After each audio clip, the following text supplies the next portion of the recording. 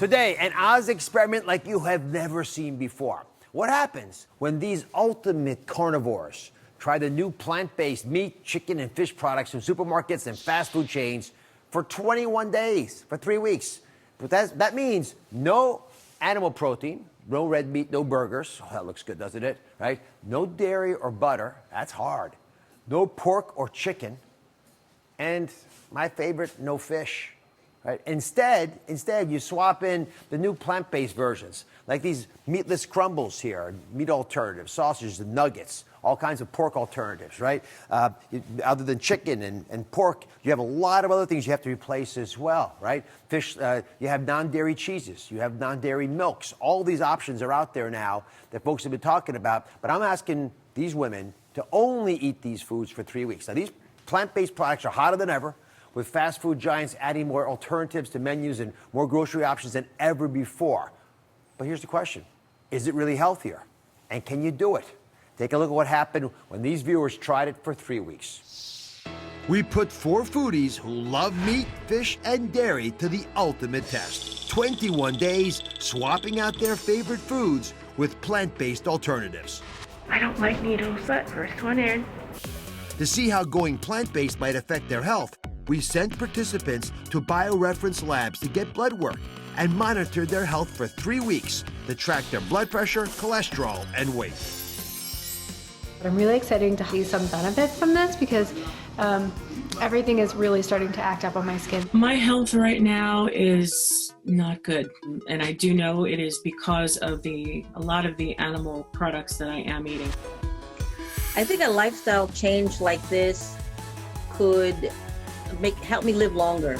I've got the cumin and the garlic with onions and peppers, and it smells delicious. I'm finishing up my shepherd's pie. There's no real difference with the crumble. I felt like a baby trying adult food for the first time. I think I can survive without steak and ice cream, at least for the duration of this challenge. Today's the first day where it's like, okay, it's gonna be a little more difficult than I thought. Today, I'm just not in the mood for any meat substitutes. I need half and half in my coffee. All of the other options that I tried were just unacceptable. This is not the way I like to drink my coffee. One challenge I have is preparing my food along with my family's food. So every meal is an adventure. I can't eat pizza and I can't eat wings. So we're gonna make dinner tonight, but now it's kind of like, okay, well, what do I wanna make? My ups and my downs are with the chicken, the plant-based. I have to season it, I have to sauce it up and down. I don't know about you, but I've lost 2 pounds already. So has anybody else lost weight? Really excited about that. I've noticed I have a lot less aches and pains in my body. My knees don't hurt as much. I'm walking around better. I'm loving it and hating it all at the same time. And I'm loving it because I feel like I'm eating so much cleaner. I would love to adopt this lifestyle for myself and my family. They say it takes 21 days to make or break a habit, and the results are in.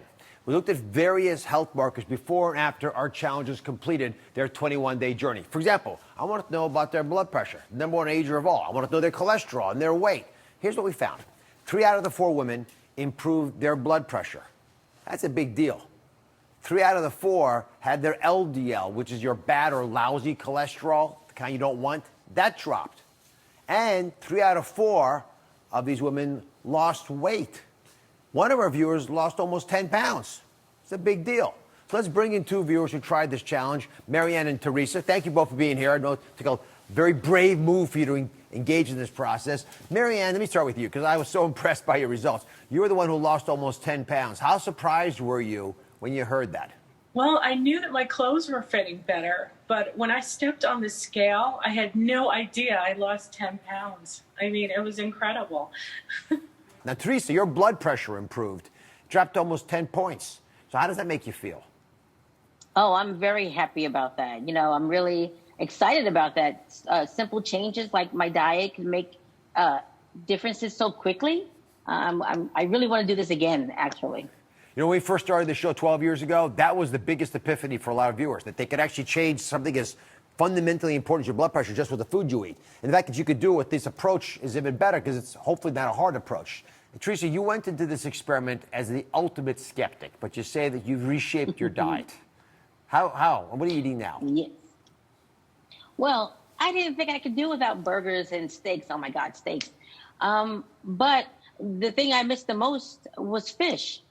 So, like right now, there's no meat in my house. There's no steaks in my house. There's no beef, no pork. But I do have fish in my house right now. So that's one thing that I just couldn't get away from was the fish. But otherwise, I think that my family's also, doing this with me, and it's working.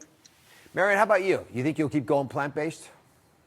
I think it was a little bit restrictive for me. I mean, I loved some of the swaps, so I think what I'm going to do is keep using them in the future, like the dairy products. I really enjoyed that, and I found that they tasted like the real thing, so I'm going to swap them out every now and then. Well, I think it's a very wise way to go. Nothing's going to work if it's tough for you to do, but if it's a little hack that takes you in the right direction, if you can lose 10 pounds or 10 points off your blood pressure, I think you're on the right path. Marianne and Teresa, thanks for joining the experiment. When we come back, what's in those plant-based substitutes, like those burgers and sausages I showed you earlier? Find out what one man uncovered after going plant-based for a whole year. Forget 3 weeks, he did it for a whole year.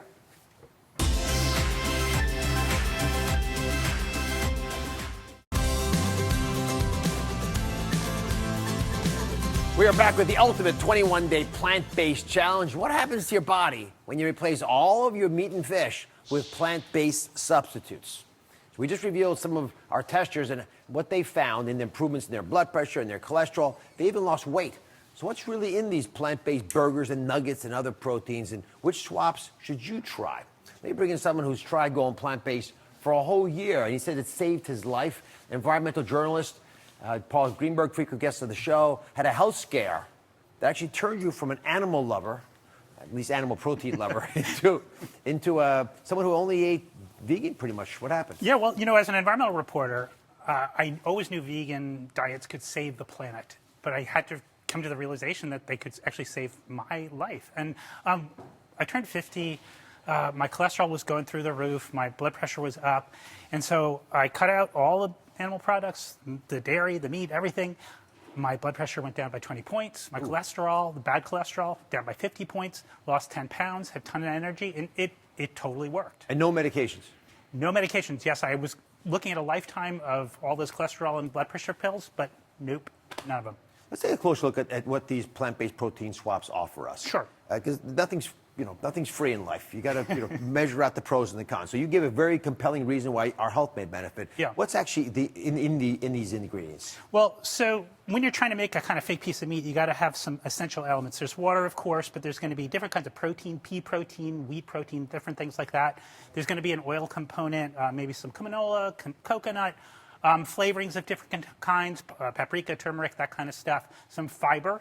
But the thing that this fiber is important, folks. We'll come back to it and why. Absolutely. But the thing that you really got to watch out for in these products is the salt. Something like 330 grams per serving, which some people who track their sodium might not worry about, but I try to watch that real carefully. And after you brought this up, I looked at some of the packages. They range from 220 milligrams of sodium, which is actually quite good, to 520 milligrams per serving, which, again, you got 2 servings and you're blown through half what you get for the day. That's right. Next up is the issue of calories. Yeah. Most people think, well, vegetables have less calories than meat, but and some of these are really great sources of calories, like algae oil, fantastic. Yeah. So I'm not saying calories are all bad, but we got to measure them. Surprisingly, let's go back here, plant-based and animal-based proteins have very similar amounts of calories. Yeah. So Paul, give us these 2 examples. Walk us through them. Yeah, I mean, you think the vegetables as being naturally lower in calorie, but you look at the chicken strips, they're actually significantly higher. The fish, also higher in calories than in the plant-based version than the actual real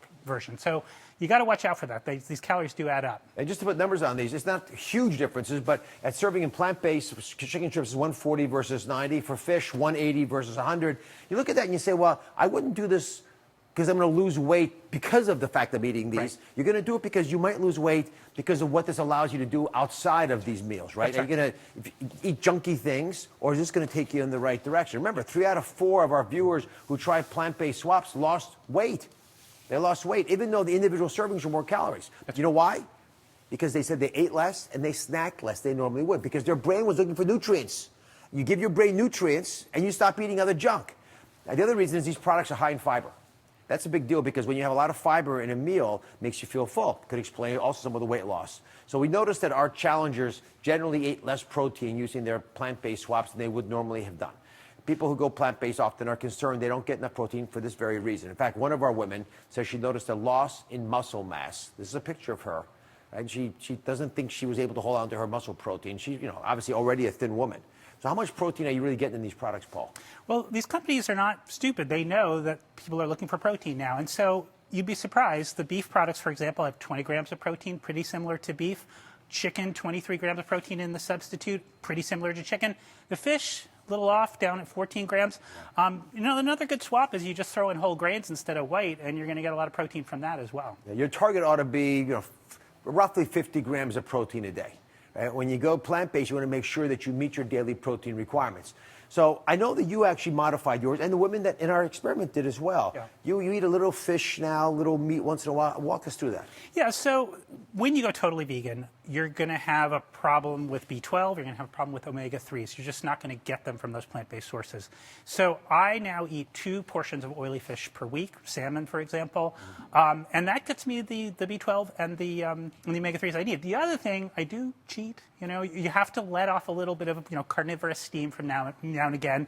I hate, as one of your participants said, going out to dinner can be a nightmare when it's like vegan only. But so when I go out to dinner, it's like we have this fun event. I'm going to eat meat with them. I'm not going to be a jerk. There's nothing healthier than having a good time with your friends at a meal. Absolutely. So good rule of thumb, try to eat animal protein 2 or 3 times a week and pick whatever that you feel is best for you. If you go plant-based, make sure you look for products that have between 150 and 350 milligrams of sodium, and to make sure you get enough protein. What I do, add beans. You can add beans in all kinds of plant-based meals. Not a lot of calories, but it'll also give you the fiber you want to feel full. Paul, thanks very much. Thanks. I'm glad you're doing so well. We'll be right back.